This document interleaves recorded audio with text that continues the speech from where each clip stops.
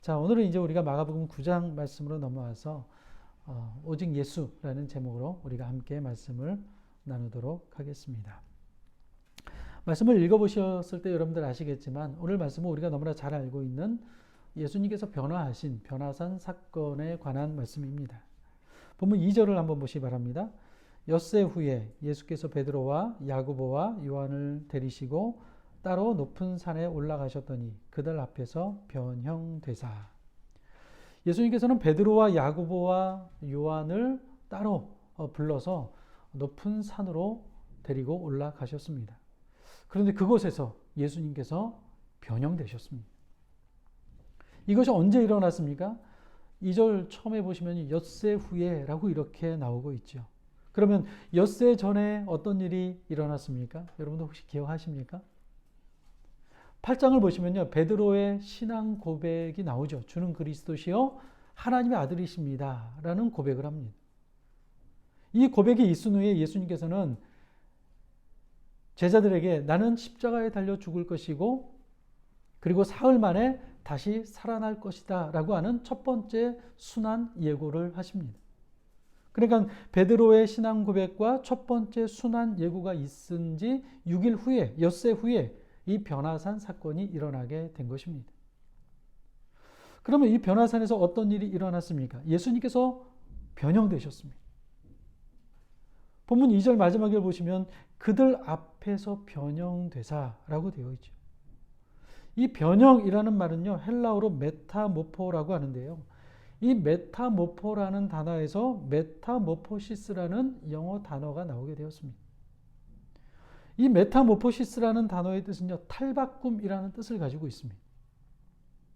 우리가 애벌레를 생각하시면은 조금 이게 어떤 탈바꿈인지 좀 이해하기가 조금 쉬울 것입니다. 여러분, 애벌레가 자라면 어떻게 됩니까? 나중에 누에고치가 되죠. 그리고 조금 더 시간이 지나면 누에고치를 찢고 나와서 나비가 되어서 창공을 향해 날아가는 나비의 모습을 우리는 보게 됩니다. 그런데 애벌레에서 나비가 되는 이 모든 전 과정이 메타모포시스라는 단어 가운데 들어있는 뜻이에요. 그러니까 지금 예수님께서 변형되셨다라는 것은요, 이 메타모포시스를 말하는 것입니다. 한마디로 말하면 예수님의 외적인 모습이 완전히 변화되었다라는 거예요. 이전에 가지고 있던 예수님의 모습이 아니라 완전히 다른 예수님의 모습으로 변화가 되었다라는 거예요. 인사이드의 변화가 아니라 내면의 변화가 아니라 아웃사이드, 외적인 외형의 변화가 일어나게 되었다라는 것을 말하는 것입니다. 마치 애벌레가 나비가 되듯이 인성의 몸을 입고 오신 예수님의 몸이 변화되어서 신성의 모습으로 바뀌게 되었다라는 거예요. 지금까지 제자들은요, 예수님의 겉모습만을 봐왔어요. 인간의 몸을 입고 오신 예수님의 겉모습만을 봐왔지요. 그동안 오랜 시간 동안 예수님과 동거동락했지만 사실 예수님과 함께 동거동락하며 많은 말씀을 듣고 기적을 보긴 했지만 그럼에도 불구하고 인간의 몸을 입고 오신 예수님의 외적인 모습만 보게 되었습니다. 그런데 이 변화산에서 처음으로, 물론 일시적이긴 하지만 변화산 이후에 다시 또 예수님이 인간의 모습으로 또 변화가 되셨지만 이 처음으로 일시적이긴 하지만 예수님께서 인간의 모습이 아닌 변화된 신성의 모습을 제자들에게 보여주신 것입니다. 여러분, 얼마나 영광스러운 순간이겠습니까? 하지만 안타깝게도 제자들의 모습을 보면 어떻습니까? 제자들은요, 예수님의 모습이 변형되고 인간의 모습이 아니라 신성의 모습으로 변화되었음에도 불구하고 여전히 지금 어떤 일이 벌어지고 있는지 잘 모르고 있어요. 그래서 5절을 보시면 베드로가 이곳에 초막 셋을 짓겠다고 하는 엉뚱한 이야기를 하고 있지 않습니까? 물론 예수님의 십자가와 부활을 경험한 이후 제자들이 이 변화산에서의 사건을 이해하게 되지만 지금 제자들은요, 예수님께서 이 변화되신 이 모습이 얼마나 영광스러운 모습인지 모르고 있는 이 안타까운 모습을 우리가 제자들을 통해 보게 돼요. 그러면 예수님께서 구체적으로 어떻게 변화가 되셨는가 우리가 한번 살펴보도록 하겠습니다. 제일 먼저요, 오늘 본문에 나오지 않지만 예수님의 얼굴이 변화되었습니다. 동일한 사건을 기록하고 있는 마태복음 17장 2절 말씀을 보시면 마가복음에는 없는 내용이 조금 추가가 되어 있는데요. 이렇게 말씀을 합니다. 그들 앞에서 변형되사 그 얼굴이 해같이 빛나더며. 예수님의 얼굴이 어떻게 변했다고요? 해같이 예수님의 얼굴이 변화가 되었다라고 말합니다. 예수님의 얼굴이 해같이 찬란하게 빛나게 되었다라는 거예요. 그리고 얼굴에서 멈춘 것이 아니라 오늘 본문 3절을 보시면요, 온 몸에서 예수님 안에 있는 신성의 모습이 그대로 나타나기 시작했다라는 것을 알 수가 있게 돼요. 오늘 3절 말씀을 같이 한번 봉독해 볼까요? 시작. 그 옷이 광채가 나며 세상에서 빨래하는 자가 그렇게 희게 할 수 없을 만큼 매우 희어졌더라. 여러분, 무슨 말입니까? 예수님의 옷에서 광채가 나는데 그 빛이 얼마나 환하든지 세상에서 빨래하는 자가 그렇게 희게 할 수 없을 만큼 예수님의 옷이 희어졌다라고 이렇게 표현하고 있는 것을 보게 돼요. 오늘날로 말하면요, 어떤 세탁소에 갖다 줘도 세상에서 빨래를 가장 잘하는 빨래 장인이 한다 할지라도, 때가 쏙 비트를 가지고 빤다 할지라도 이처럼 환하게 예수님의 옷을 빨 수 있는 사람이 세상에 존재하지 않았다라는 거예요. 여러분, 이것은요, 옷이 희어졌다라기보다는요, 예수님의 몸이 완전한 신성으로 변화되어 보니까 그 몸에서 뿜어져 나오는 그 빛에 의해서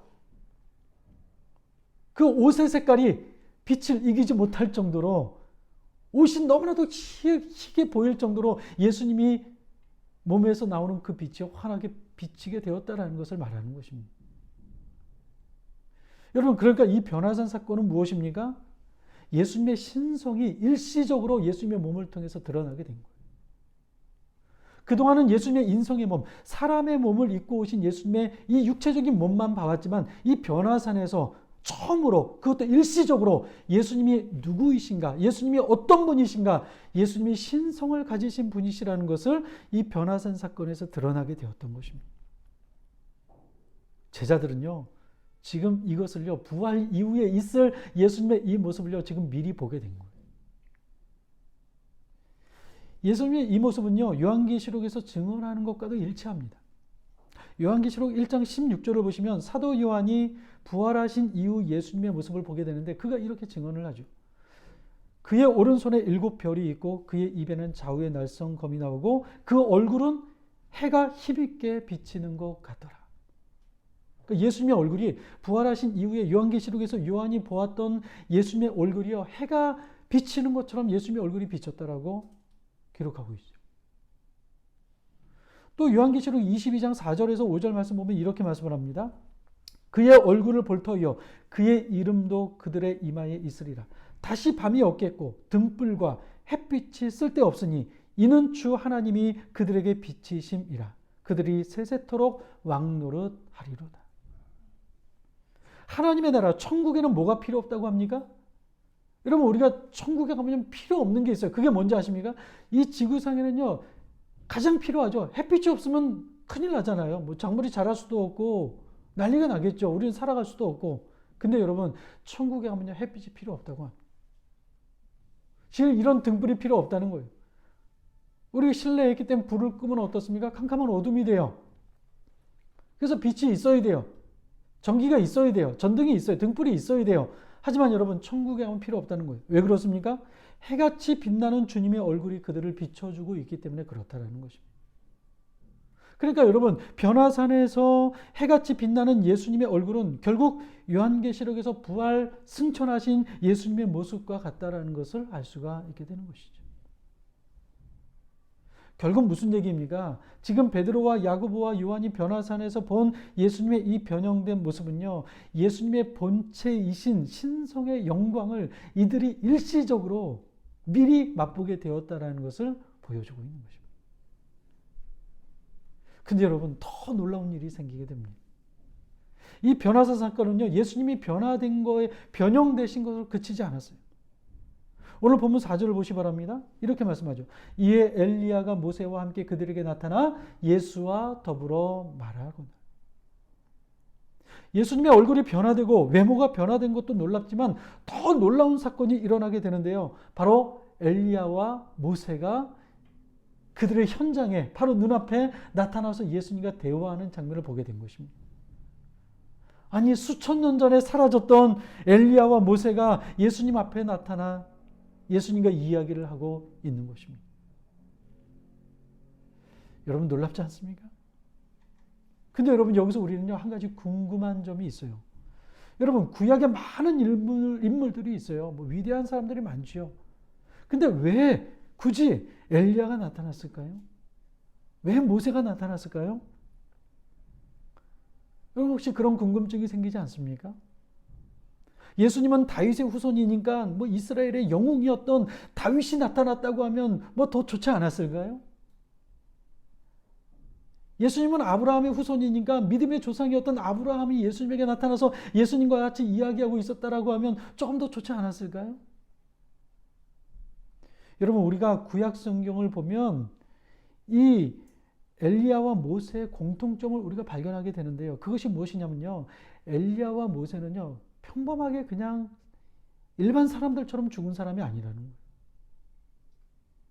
이 둘은요. 갑자기 사라졌어요. 엘리야 같은 경우는 어떻습니까? 살아있는 채로 회리 바람을 타고 하늘로 올라간 사람이 바로 엘리야죠. 그리고 모세는 120세에 느보산에서 죽었다고 하지만 그 시신을 찾지 못하였습니다. 그래서 엘리야도 그렇고 모세도 그렇고 이 지구상에는 무덤이 없어요. 무덤. 여러분 성경 구약 창세기를 보시면 누가 죽고 뭐 누가 태어났다라고 이야기하면서 자꾸 죽고 또 태어난 이야기를 하면서 무덤에 대한 이야기도 계속해서 나오고 있는 것을 보게 되는데 엘리야와 모세만큼은요 이 세상에 무덤이 없어요. 그런 엘리야와 모세가 변화된 예수님 앞에 나타난 것입니다. 여러분 이것은 아주 큰 의미가 담겨져 있는 것이겠죠. 하지만 이것보다 엘리야와 모세가 나타나야만 했던 아주 중요한 이유가 있습니다. 여러분 엘리야는 누구를 대표하는지 아십니까? 선지자들을 대표하는 사람이에요. 예언자를 대표하는 사람입니다. 그리고 모세는 무엇을 대표합니까? 율법을 대신합니다. 이렇게 엘리야와 모세는 선지자와 율법을 대표하는 사람이었어요. 그런데 여러분 율법과 선지자를 한마디로 정의를 한다면 무엇인지 아십니까? 율법과 선지자 딱 한마디로 정의를 한다면요. 율법과 선지자는 구약 성경이라고 말할 수가 있어요. 그래서 예수님께서는 구약 성경을 다른 말로 율법과 선지자라고 말씀하신 적이 있지요. 성경에 기록되어 있어요. 마태복음 22장을 보시면 한 율법사가 예수님께 시험하려고 질문을 하죠. 선생님이요, 율법 중에 어느 계명이 가장 큰 계명입니까? 라고 예수님께 묻습니다. 그때 예수님께서 뭐라고 대답을 하십니까? 첫째는 하나님을 사랑하고 둘째는 이웃을 사랑하라 라고 말씀하시면서 이 두 계명이 온 율법과 선지자의 강령이니라 이렇게 말씀을 하십니다. 한마디로 율법과 선지자는요 구약 성경 자체라는 거예요. 이렇게 볼 때 엘리야와 모세가 나타나야 했던 이유를 우리는 여기서 알 수가 있어요. 이들은요 구약 성경을 대표하는 구약의 대표자로 지금 예수님 앞에 나타나 있는 것입니다.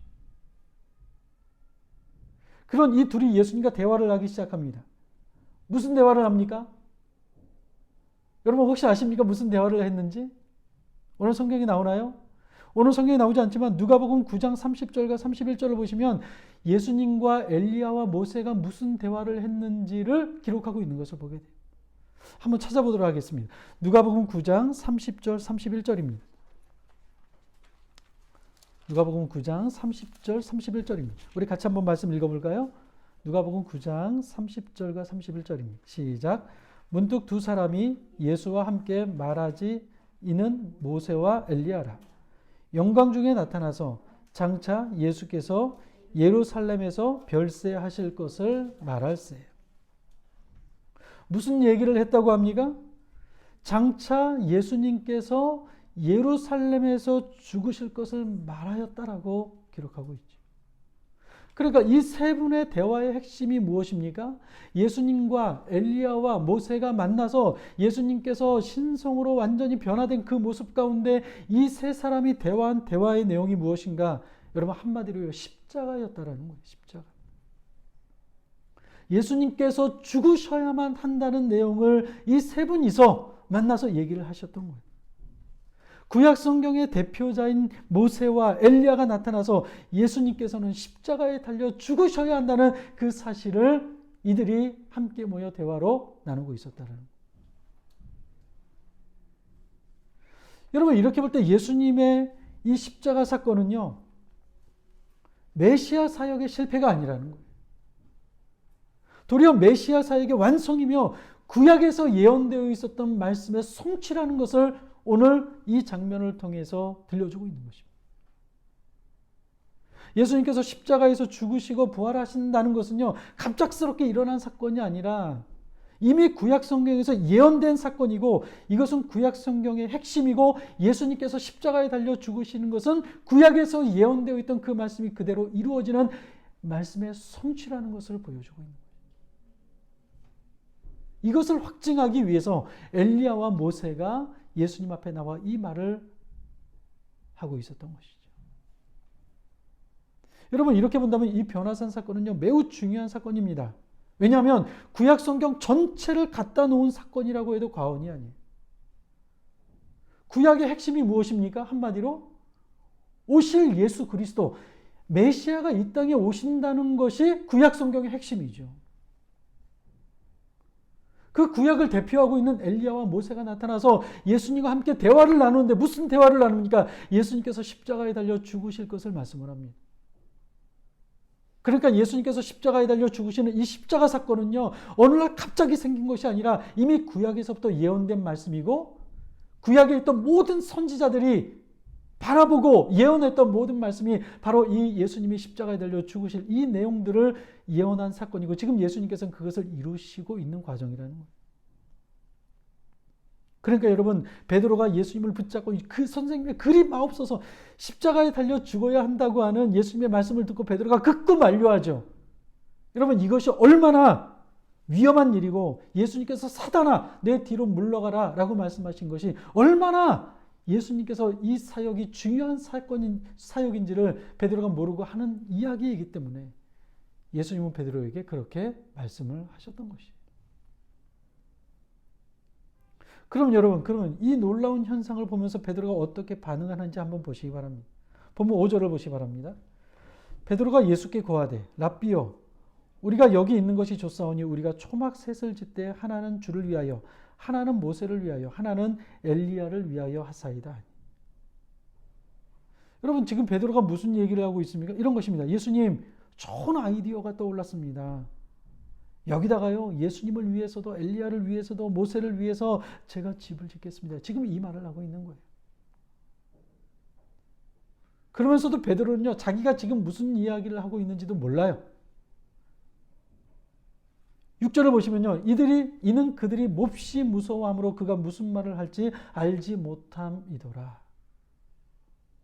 그러니까 지금 베드로는요, 너무나도 엄청난 것을 보았기 때문에 변화되신 예수님의 그 신성의 모습으로 변화되신 예수님의 그 모습을 보고요, 감당할 수가 없는 거예요. 엘리야와 모세가 와서 예수님과 함께 대화하는 그 모습을 보고 감당할 수 없기 때문에 무의식 중에 그냥 아무 말이나 던져버린 거예요. 그렇다면 여러분, 베드로는 왜 여기다가 주님을 위해서, 엘리야를 위해서, 모세를 위해서 집을 짓겠다고 한 것입니까? 여기 머물고 싶었기 때문에 그래요. 너무나 황홀하기 때문에. 지금 예수님의 찬란한 신성의 영광이 나타나고 구약의 대표자인 엘리야와 모세가 나타나서 이야기하는 이 모습을 보고 그 영광 가운데 더 있고 싶은 거예요. 그래서 이곳에 집을 짓고 싶은 마음이 베드로의 마음속에 들렸던 거예요. 그런데 여러분, 이것은 주님의 뜻이 아니죠. 주님의 뜻은 무엇입니까? 예수님께서 왜 제자들 앞에서 변화되고 모세와 엘리야와 지금 대화를 하고 계신 것입니까? 왜 모세와 엘리야와 함께 대화하는 이 내용을 굳이 베드로와 야고보와 요한을 데리고 가서 저들에게 보여주신 것입니까? 예수님께서 이렇게 저들을 따로 데려가서 이 장면을 보여주신 것은요, 다른 게 아니에요. 이 영광을 보고요, 이 영광스러운 이 모습을 보고요, 결국 예수님만 따르라는 예수님의 말씀과 의도가 있는 거예요. 결국 십자가가 하나님의 뜻이고 십자가가 구약 성경의 계시이고 십자가가 메시아 사역의 완성이라는 것을 제자들에게 보여주고 싶으셨던 거예요. 왜 십자가를 지셔야만 하는가 그 이유를 제자들에게 보여주고 싶으셨던 것이죠. 그러니 이 체험을 했으니 이 영광스러운 체험을 했으니 이 체험에 대한 확신을 가지고 이제 산에 내려가서 너희의 사명을 감당하라고 하는 것이 바로 예수님께서 이 제자들을 데리고 변화산에 올라가신 이유인 것이죠. 여러분 이것은요 우리도 마찬가지예요. 우리도 신앙생활 하다 보면 어떤 체험을 하게 됩니다. 영적인 체험을 할 때가 많아요. 저는 이런 체험이나 현상을 부인하지 않습니다. 하나님이 허락하시면요 우리 이성에서 뛰어넘는 자연 법칙을 뛰어넘는 그런 신비한 일들이 얼마든지 일어날 수도 있어요. 지금도 일어나고 있습니다. 간혹 병든 사람이 일어나기도 하고요. 간혹 정말 기적과 같은 신비스러운 일들이 우리의 삶 속에서도 일어나게 돼요. 여러분도 혹시 경험하셨습니까? 저는 경험한 사람도 많이 봤고요. 저도 경험했습니다. 하나님이 하시면 안 되는 게 없어요. 하나님이 하시면 모든 신비스러운 일들, 우리가 안 될 것 같은 그 일들도 하나님이 하시면 되는 줄로 믿습니다. 그런데 여러분 중요한 게 무엇입니까? 그 체험한 것이 중요한 것이 아니라는 거예요. 체험은요 다 사라집니다. 그리고 매번 체험할 수도 없어요. 어쩌다 정말 하나님의 깊은 뜻이 있을 때 어쩌다 기적적인 체험이 우리의 삶 가운데 일어나기도 하지만 여러분 중요한 것은 그 체험이 중요한 것이 아니라는 거예요. 여러분 남는 것은 무엇입니까? 우리가 이런 체험을 하고 남아야 하는 것은 무엇입니까? 오늘 베드로가 예수님이 변형된 모습을 보았고요. 엘리야와 모세가 와서 예수님과 대화하는 장면을 봤습니다. 무엇이 남아야 되는 것입니까, 여러분? 남아야 되는 것은요, 그 현상을 체험했다는 자체가 남아서는 안 되고요. 남아야 되는 것은 그 체험을 통해서 우리가 무엇을 남아야 되냐면 바로 예수 그리스도 주님만 남아야 한다는 거예요. 이것이 우리에게 체험을 주시는 이유예요. 베드로와 야고보와 요한을 데리고 가셔서 이 체험을 주셨던 이유도 바로 여기에 있는 것이죠. 근데 여러분 주님은 남지 않고 체험과 현상에 사로잡혀가면 이상한 신비주의자가 되어서 이상하게 신앙생활하게 되어 있는 거예요.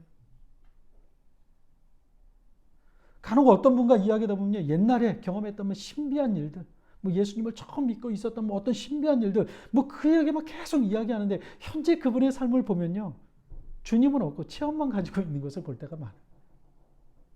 지금 어떻냐라는 것이 중요한 것이죠.